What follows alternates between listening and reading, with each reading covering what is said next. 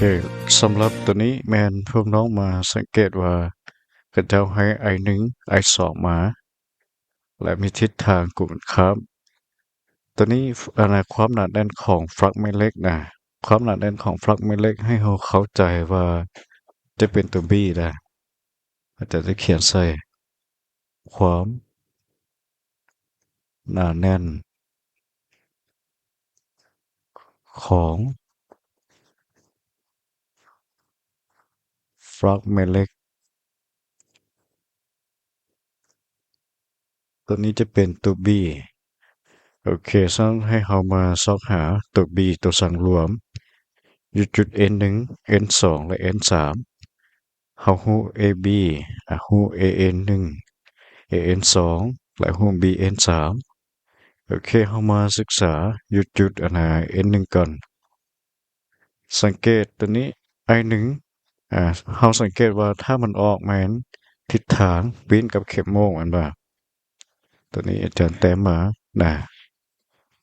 เราจะศึกษาตัวนี้ปิ้นกับเข็มโมงอาจารย์จะมาแต้มใส่เป็นลักษณะแบบนี้ทิศทางตัว B ของมันจะเป็นแบบนี้เหมือนว่าโอเคแล้วพวกน้องสังเกตว่ามันแล่นเข้ามาต่ำอยู่จุด N หนึ่งปุ๊บจะเห็นให้ตัว B หันมันลงแล้วเหมือนว่าตัวนี้จะกลายเป็นว่า B หนึ่งใส่โอเคต่อไปเราไปศึกษาในกรณีของ I 2 I 2เข้าแมนเราสังเกตว่าตัว B เนี่ยมันจะตามหรือปิ้นกับเข็มโมง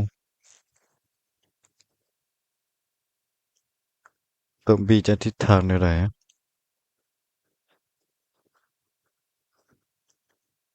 ตามเข็มมุกตัวนี้แมนทิศทางตามมันว่าตัวนี้มานี้คืออาจารย์เอาลงนี้สังเกตตัวนี้มันจะไหลขึ้นมาฮอดจุดนี้แมนมันจะขึ้นไป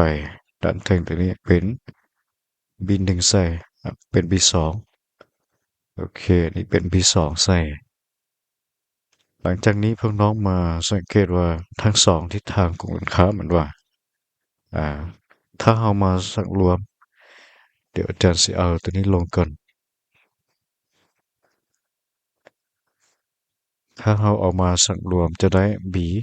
อยู่จุดN หนึ่งอาจารย์เขียนว่าศึกษาอยู่จุด N หนึ่งตัวนี้ก่อนพวกน้องจะได้ว่าทั้งสองตัวนี้เอามาลบกันแม่นบ่อาจารย์เอา B1 ลบ B2 ตัวนี้สำหรับจุด N หนึ่งต่อไปเราไปศึกษาจุด N สอง N สองเราสังเกต I หนึ่งมันทิศทางในใดปิ้นกับเข็มโมงเหมือนบ่ปิ้นกับเข็มโมงมันจะมาแบบนี้แสดงว่ามันมาต่ำจุด N สองปุ๊บจะเห็นให้มันมีทิศทาง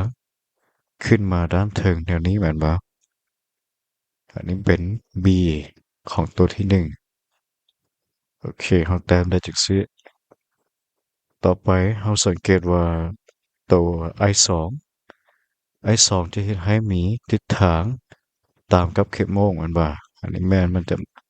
ไหลมาตามเข็มโมงโอเคถ้าไหลมาตามเข็มโมงเราสังเกตมันมาถึงจุด N สองปุ๊บจะเห็นให้ตัว B สองนั้นมันขึ้นไปคือกันเหมือนบ่อันนี้อาจารย์จะได้ B สองขึ้นไปโอเคได้เป็นแบบนี้เลยจะแปลงตัวลูกศรนี้น้อยหนึ่ง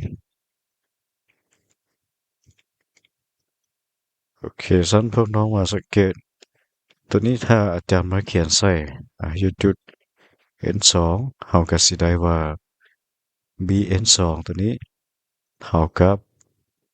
ตัวนี้เฮาเอามาบวกกันเลยมันว่าทิศทางเดียวกันแล้วอาจารย์เขียนว่า B หนึ่งบวกให้กับ B สองเลยเฮามาศึกษาต่อไป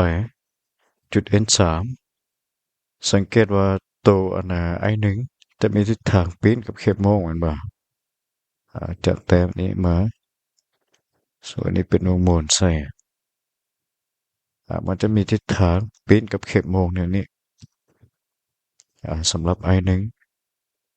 และเราสังเกตว่าปรากฏตัว b1 มันจะขึ้นแม่นบ่ได้ b1 ขึ้นและสำหรับ i2 จะเฮ็ดให้เกิดตัว b หันเป็นแนวใดเรามาสังเกตตัวนี้แม่น b มันจะมีทิศทางตามเข็มโมงแม่นบ่ตามเข็มโมงคือไหลมานี้ไหลมาแบบนี้ถ้ามันต่ำกับจุด n3 ปึ๊บจะเฮ็ดให้ตัวนี้ลงมาอันนี้อาจารย์ได้เป็น b2 โอเคฉะนั้นพวกน้องสามารถมาซอกหาจุด n3 ได้คือเอาทั้งสองมาลบกันอาจารย์จะมาเขียนตัวนี้ใส่จะได้จุด n3 ตัวนี้เป็น bn3 เท่ากับตัวนี้เป็นค่าสมบูรณ์ของ b1 ลบ b2 โอเคแล้วเราสังเกตว่าจุด n1 เราจะซอกb1 ได้แนวใดอาจารย์มาเขียนกัน b1 พวกน้องจะได้เป็นมุย0 i1 แม่นว่าระยะห่างเนี่ยจุด n1 ไปหาตัว i1 เราจะเอาระยะตัวไหน n1 ไปหาตัวนี้จะเป็นจังซี่นะอันนี้เป็น a อันนี้เป็น b ฉะนั้นพวกน้องจะเอา n1 ไปหา a แม่นว่า n1 ไปหา a เป็น4สันติหรืออาจารย์จะเขียนตัวนี้ใส่อันนี้เราได้เป็น2ปี2ปี r และ r ของเราเป็น a หา n1 ฉันเอามาแทนใส่อันนี้เราจะได้ 4p คูณ10กำลังลบ7อันนี้ i1 ของเราเท่ากับเท่าไหร่40โอเคอาจารย์ได้40ตัวนี้ใส่อันนี้เป็น2ปี a หา n1 ตัวนี้เป็น4สันติเราจะได้ตัวนี้กลายเป็นว่า4คูณ10กำลังลบ2สั้น b1 ของเราตัวนี้อาจารย์จะได้2กับนี้ขัดกันว่า4กับตัวนี้ขัดกันอาจารย์ได้มาเขียนใส่เลยเราสังเกตว่าตัวนี้ได้2อันนี้4กับ4ขัดกันปีกับปีขัดกันตัวแทนจะได้ลบ7อันนี้เป็นลบ9ลบ9อันนี้เป็น10กำลังลบ9แล้วอันนี้ลบ8เทสลามันว่าเราจะย้ายตัวนี้ไปโอเคแล้วพวกน้องมาซอกหา b2 เราจะได้เป็นมุย0 i2 หารให้กับ2ปีอันนี้เรามาสังเกตว่า a ไปหา n2 เหมือนบ่n1 ไปหา b n1 ไปหา b เป็นระยะเท่าไหร่เขาหัว a ไปหา b แม่น20สันติเหมือนบ่หัว a ไปหา b และ n1 ไปหา a แม่น4แสดงก็ต้องเอาทั้งสองมาบวกกันเลยแม่นบ่ก็คือเราหัวตัวนี้เป็น2แล้วและเราหัวตัวนี้มานี้เป็น4สันติและพวกน้องจะเอา3บวก4เลยแม่นบ่อันนี้จะได้คือ24สันติแล้วเราเขียนเป็นอันนี้จะเขียนเป็นเลขกำลังจะเขียนเป็นแบบนี้ก่อน b ไปหา n1 อันนี้เราจะได้คือ10p คูณ10กำลัง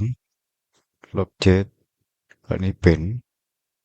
i2 เป็น60อันนี้เป็น2ปี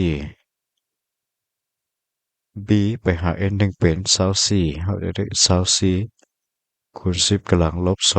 2โอเคจะเอาตัวนี้ลงก่อนหน่อยหนึ่งเรามาเขียนตัวนี้จะได้ b2 เท่ากับเท่าไหร่เอา2ตัวนี้คัดกันตัวนี้จะได้2อันนี้อาจารย์ได้120เหมือนกัน120 ตัวนี้เป็น120หารให้กับ24จะได้5โอเคเราได้5ตัวนี้เป็น10กำลังลบ9ตัวนี้2 3อันนี้เป็นลบ7ลบ2อีก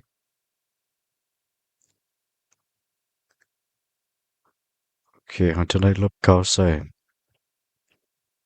ต่อไปแล้วพวกน้องมาแทนตัวนี้ค่าตัวนี้ใส่นะในสมผลนี้เราจะได้ว่า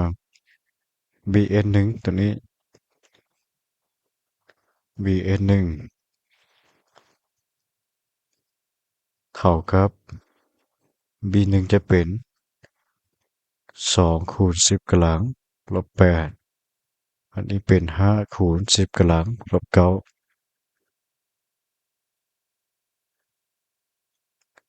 ตัวนี้เป็นค่าสมบูรณ์ใส่โอเคแล้วอาจารย์มาเขียน bn1 ตัวนี้จะเท่ากับอันนี้เป็น15นะ15คูณ10กำลังลบ9อันนี้เป็นเทสลาโอเคอันนี้จะเป็นคำตอบสำหรับอันนั้น bn1 จะเขียน bn1 ตัวนี้ใส่